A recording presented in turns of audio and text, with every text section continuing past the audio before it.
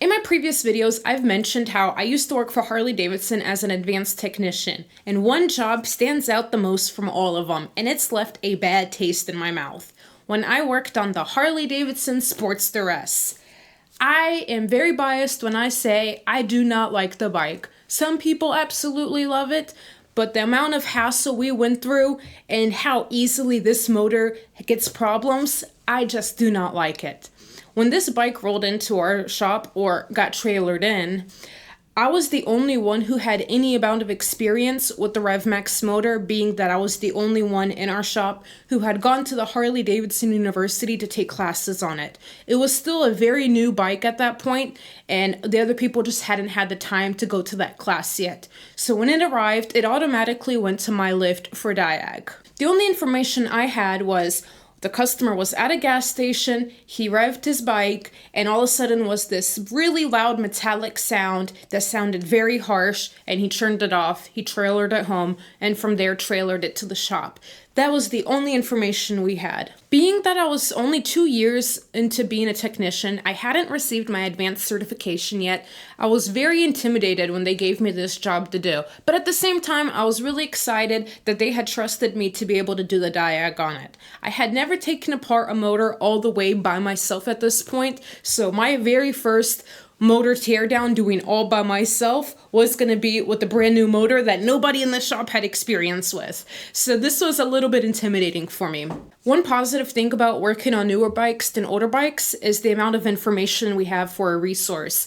The manuals have much more information in depth, plus having online manuals access through the service informational portal through Harley Davidson. They have video demos on a few topics, how to take things apart, and some tech tips and Diag tips. So there's definitely quite a lot of resource information to get, some help from, being that no one in the shop knew nothing about this bike.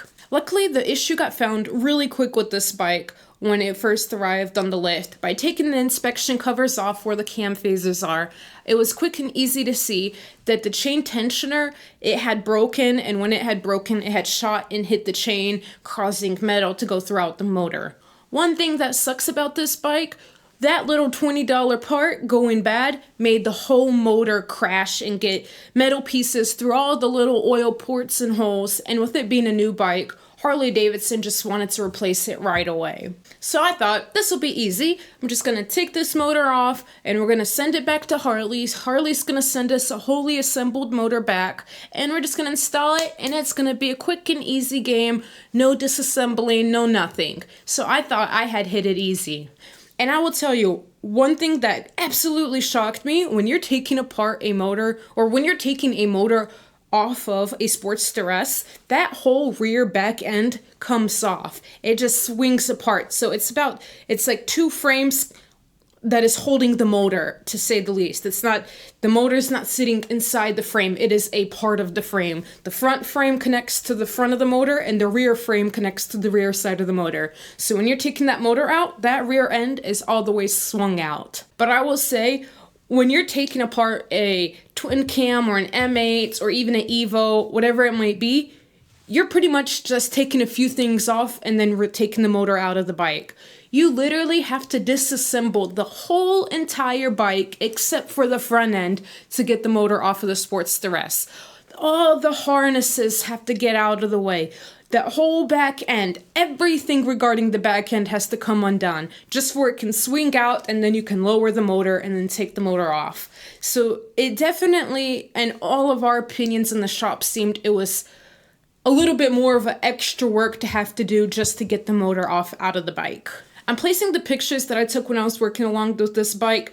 Most of the pictures were mainly just to remember how things went, so when I went to assemble, I remember how everything looked. But it is pretty cool as a souvenir just to know that I had done this work and I kept them throughout time. And luckily for this video, they came into use. Finally, the second motor came in. I did have assistance from the guys in the shop of getting the motor out of the crate and onto the lift. Otherwise, I did the whole entire bike myself. I just needed help with the heavy lifting with removing the motor from the lift and putting it on the lift. And they were definitely a big help on that.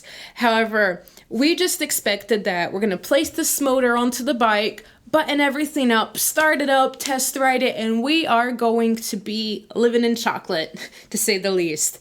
But did not go as planned. I read the manual thoroughly. When I took the bike apart, when I was going back together, I had so many pictures and videos of each step.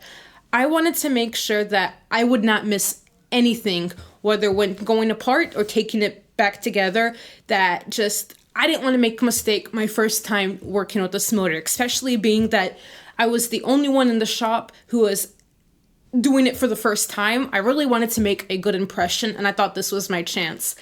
I took notes alongside just rereading and reading the manual over and over and over.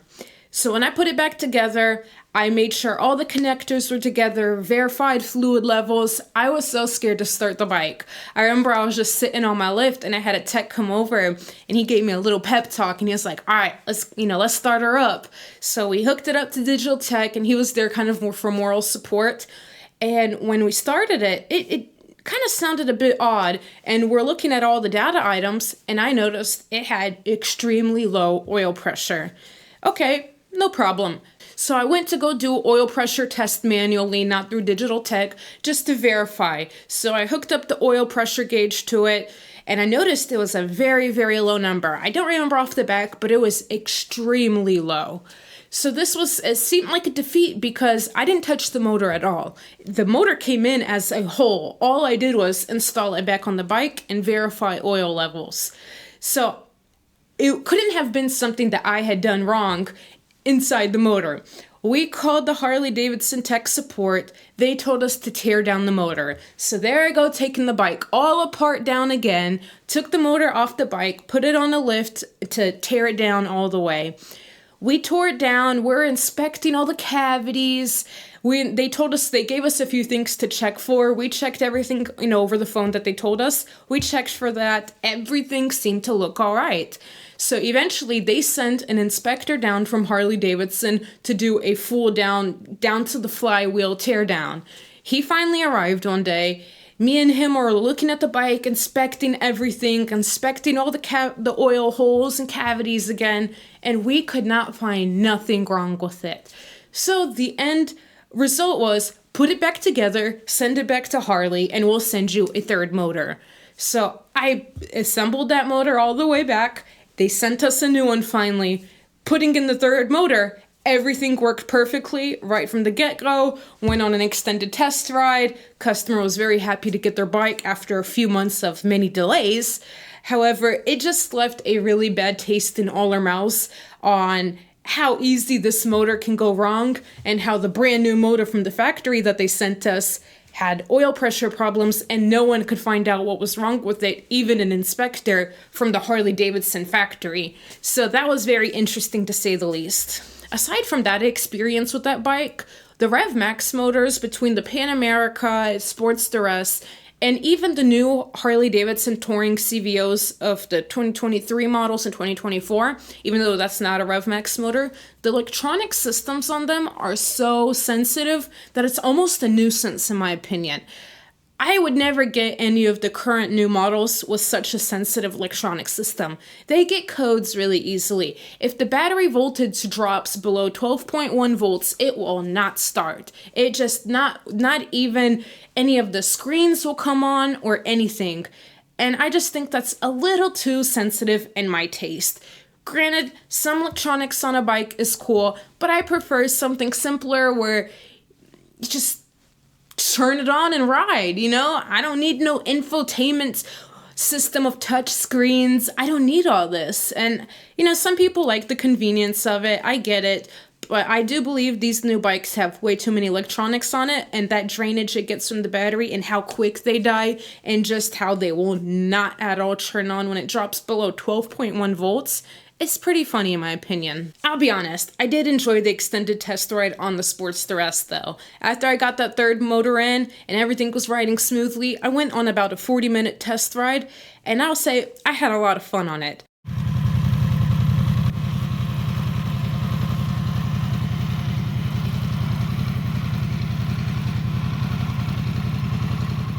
But just due to my biasness of, how easy and quick they get codes, or just the hassle of one little $20 part causing a whole motor to have to be replaced, I really don't like that. So I just thought that was a little bit too sensitive. But I did want to share my experience with the Harley Davidson Sportster S and my biasness. I will be upfront about that. I know some people absolutely love the bike, and that is their right to.